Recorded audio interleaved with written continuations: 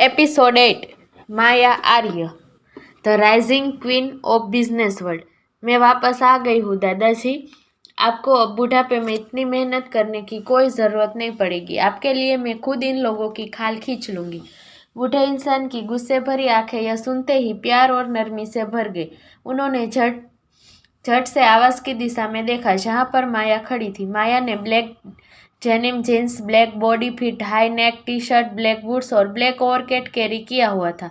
बाएं हाथ में महंगी लिमिटेड एडिशन चेन वॉच के साथ माया उस फुल ब्लैक आउटफिट में बिल्कुल किसी खूबसूरत माफिया क्वीन की तरह ही दिख रही थी, एलिगेंट और ब्यूटीफुली डेंजरस। माया को देखकर वहाँ बूढ़ा इंसान उठने को हुआ तो माया ने उन्हें बैठने का इशारा करते हुए मुस्कुराकर कहा, आप खड़े क्यों हो रहे हैं? प्लीज़ बैठ जाइए। दादाजी खड़े मत होइए वरना आपकी बूढ़ी हड्डियों पर असर पड़ेगा। माया की बात सुनकर माया के दादाजी वीरेंद्र आर्य हल्की मुस्कान के साथ दोबारा काउच पर बैठ गए। माया आर्य फैमिली की सबसे बड़ी बेटी थी। आर्य फैमिली की जड़ें इंडिया से ही जुड़ी हुई थी, मगर सदियों पहले आर्य फैमिली इंडिया से ब्रिटेन में शिफ्ट हो गई थी। प्रेजेंट टाइम में आर्य फैमिली ब्रिटेन की ही नहीं पूरे यूरोप की सबसे अमीर और पावरफुल परिवारों में आती थी। आर्य फैमिली का नाम, रुतबा और इन्फ्लुएंस पूरी दुनिया में था। फोर्ब्स की लिस्ट के अकॉर्डिंग पिछले 7 सालों से आर्य फैमिली दुनिया की सबसे अमीर फैमिली थी। दुनिया में अनगिनत बिजनेस फैमिलीज फोर्ब्स की richest family in the world की लिस्ट में आई और गई, मगर आर्य फैमिली ने पिछले 7 सालों से उसी फोर्ब्स की लिस्ट में अपनी जगह पिछले 7 सालों से नंबर 1 पर कायम रखी थी। माया अपने दादाजी के पास गई तो उसके दादाजी ने उसे अपने पास बैठने का इशारा किया। माया अपने दादाजी की बात मानकर कामली मुस्कुराते हुए अपना ओवरकोट खोलकर उनके बगल में बैठ गई। अपनी सबसे चहेती पोती को पूरे 6 महीने बाद देखकर दादाजी कितने खुश थे यह उनकी बूढ़ी आंखों में दिख रहा था। वैसे तो वीरेंद्र आर्य की 2 पोतियां थी, सबसे बड़ी और पहली माया और दूसरी नताशा, मगर माया के दादाजी अपने सभी ग्रैंड चाइल्ड में सबसे ज्यादा प्यार माया से ही करते थे। माया किसी मासूम बच्चे की तरह अपने दादाजी की गोद में सर रखकर काउच पर लेट गई। अपने पूरे खानदान में माया सबसे ज्यादा प्यार अपने दादाजी से ही तो करती थी। दादाजी ने माया के फोरहेड पर किस करके प्यार से उसका सर सहलाते हुए कहा, मेरी माया दुनिया की सबसे प्यारी और मासूम बच्ची है, वो तो किसी चींटी को भी चोट नहीं पहुंचाती। तुमने ऐसे कैसे कह दिया? मेरी माया किसी की खाल खींचेगी? अपने दादाजी की बात सुनकर माया अपनी आंखें बंद करके मुस्कुराने लगी। माया ने बंद आंखों के साथ ही 2 उंगलियां हिलाकर सभी गार्ड्स को वहां से जाने का इशारा किया तो सभी गार्ड्स वहां से चले गए। वीरेंद्र जी की नज़रों में उनकी बड़ी पोती माया एक सभ्य, सुशील और मासूम लड़की थी जिसने बहुत कम उम्र में कॉरपोरेट वर्ल्ड में अपना एक बहुत बड़ा नाम बनाया था, जो बिजनेस वर्ल्ड की राइजिंग क्वीन और उनकी लाडली थी। माया ने हल्की मुस्कान के साथ अपने दादाजी से मीठी आवाज में पूछा, आपके वीकली चेकअप्स ढंग से हुए ना दादाजी? मेरी गैर मौजूदगी में सुमित ने आपको वक्त पर दवाई तो दी ना? आपका ढंग से ख्याल रखा या नहीं उसने? माया का सवाल सुनकर दादाजी को माया के इतने दिनों तक गायब रहने की बात दोबारा से याद आ गई।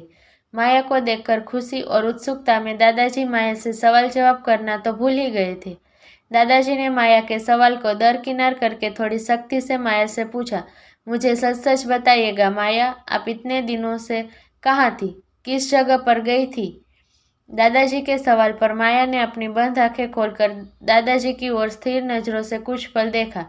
फिर उसने दोबारा अपनी आंखें बंद करते हुए एक हल्की मुस्कान के साथ कहा, मैं किसी खास इंसान के पास गई थी दादाजी।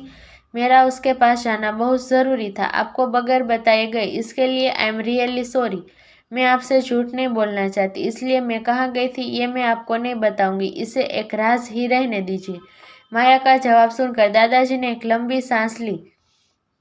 उन्हें पता था माया का हर एक शब्द ब्रह्म की लकीर होता है। अगर उसने ठान लिया कि उसे किसी को कुछ नहीं बताना है तो यह डेफिनेट है कि माया किसी को कुछ नहीं बताएगी। दादाजी ने माया का सर सहलाते हुए आगे टॉपिक चेंज करके कहा, माया जी दादाजी। दादाजी माया का जवाब सुनकर आगे गंभीर स्वर में बोले, मैं चाहता हूँ आप इस बार ड्रीम एम्पायर की 100th एनिवर्सरी का इवेंट खुद ऑर्गेनाइज करे। हर बार तो रुद्र ही इस इवेंट की तैयारी करता है, मगर इस बार मैं चाहता हूँ आप इस इवेंट की जिम्मेदारी ले और रुद्र को अपनी काबिलियत को दिखाए। दादाजी की बात सुनकर माया ने अपनी आंखें खोलकर दादाजी की ओर देखते हुए कहा। हमेशा की तरह उसका चेहरा शांत और मुस्कुरा रहा था। मुझे मिस्टर रुद्र को अपनी काबिलियत नहीं दिखानी है दादाजी, आप मुझे और मेरी काबिलियत को जानते हैं, यही मेरे लिए काफ़ी है। अगर आप चाहते हैं कि मैं इस इवेंट को ऑर्गेनाइज करूं, तो मैं यह काम ज़रूर करूंगी, लेकिन इसकी वजह आप होंगे, ना कि मिस्टर रुद्र।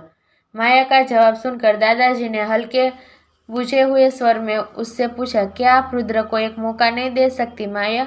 रुद्र आपका बाप है, माना कि उसने गलती नहीं पाप किया है, पर आपकी बेरुखी उसे सच में हर्ट करती है। मैंने उसकी आंखों में आपके लिए प्यार और लगाव दोनों देखा है। आप एक बार उसे। दादाजी की बात बीच में काटते हुए माया एकदम से खड़ी होकर हल्की मुस्कान के साथ बोली, दादाजी मुझे थोड़ा टायर्ड फील हो रहा है, क्या मैं रेस्ट करने अपने रूम में जा सकती हूँ? मैं रात को पक्का आपसे इवेंट के बारे में डिस्कस कर लूँगी, अभी मुझे थोड़ा रेस्ट चाहिए। माया को सीधे तौर पर बात टालता देख दादाजी एक ठंडी आह भरी। यह कोई नई बात नहीं थी। अपने पिता का मुद्दा आते ही माया हर बार ऐसे ही बिहेव करती थी। दादाजी का इशारा पाते ही माया अपना ओवरकोट उठाकर सीढ़ियों से अपने रूम में जाने लगी। इसी बीच सीढ़ियों पर एक अधेड़ उम्र का इंसान ने माया को टोकते हुए अपनी रौबदार आवाज में कहा, माया रुकिए, मुझे आपसे कुछ बात करनी है। माया रुक गई। उसने पलटकर उस इंसान की ओर देखा। उसके सामने 52 साल का एक टफ पर्सनालिटी वाला इंसान महंगी काली सूट पहने खड़ा था। वो इंसान माया के डैड यानी कि रुद्र आर्य थे। लुक वाइज रुद्र आर्य अपनी उम्र से 5-6 साल यंग ही दिखते थे। इस उम्र में भी उनकी फिजिक्स बहुत अच्छी और स्ट्रॉन्ग थी। हमेशा मुस्कुराती रहने वाली माया की मुस्कान अपने डैड को देखते ही गायब हो गई। उसकी सुंदर भूरी आंखें सर्द और चेहरे के भाव कठोर हो गए थे। माया ने अपने डैड से रूखे और सपाट लहजे में कहा, मुझे आपसे कोई बात नहीं करनी है मिस्टर रुद्र, प्लीज आगे से मुझे टोकने के बहाने ढूंढना बंद कर दीजिए। माया का रूखा जवाब सुनकर मिस्टर रुद्र ने अपनी मुठियां खींच ली। अपने दिल में उठ रहे दर्द की तेज लहर को समेटते हुए उन्होंने माया से दोबारा कहा, मुझे आपसे इवेंट से रिलेटेड बात करनी है माया। डैड ने मुझे यह कहने को कहा था, मैं जानबूझकर आपको नहीं टोक रहा। अगर ऐसी बात है तो सुमित आपसे इवेंट से रिलेटेड बातें कर लेगा। तत्काल मैं चलती हूँ। माया रूखे स्वर में इतना बोलकर सीधे अपने रूम में चली गई। अपने मास्टर बेडरूम में आकर माया ने एक लंबी सांस ली। उसके चेहरे पर अब दोबारा से पहले की तरह स्माइली एक्सप्रेशन आ गए थे। माया का पूरा मास्टर बेडरूम गहरे अंधेरे में डूबा हुआ था। उसी अंधेरे में माया ने अपना ओवरकोट सलीके से मोड़कर काउच पर रख दिया। उसके बाद उसने अपनी टी शर्ट रिमूव की। ब्लैक स्पॉट इनरवियर में माया का गोरा और परफेक्ट शेप्ड बॉडी शाइन कर रहा था। माया ने अपनी टी शर्ट भी सलीके से मोड़कर काउच पर रख दी। बाथरूम में फ्रेश होकर आने के बाद माया सीधे अपने बेड पर जाकर पेट के बल आंखें बंद करके लेट गई। उसे लेटे हुए कुछ ही मिनट हुआ था कि तभी उसका फोन रिंग हुआ। बेबी कॉलर आईडी देखकर माया के चेहरे पर एड्रोबल स्माइल आ गई। माया ने अपनी आंखें बंद करके ही कॉल रिसीव कर कान पर लगाया तो फोन की दूसरी साइड से किसी बच्चे की क्यूट अट्रैक्टिव आवाज आई, वेयर आर यू मम्मा? अयांश आपको कितना मिस कर रहा है। क्या आपको अयांश की जरा भी याद नहीं आती? आप कितनी हार्टलेस हो मम्मा। आप पिछले 6 महीने में अयांश से एक बार भी मिलने नहीं आई। अयांश को अब आप पर बहुत गुस्सा आ रहा है मम्मा। माया की मुस्कान अयांश की शिकायती बात सुनकर और बड़ी हो गई। कौन है अयांश? क्या है माया और उसके पिता के रिश्ते की उलझन? क्या माया कभी विद्युत के पास वापस जाएगी? जानने के लिए सुनते रहिए डेविल्स हॉलो लव।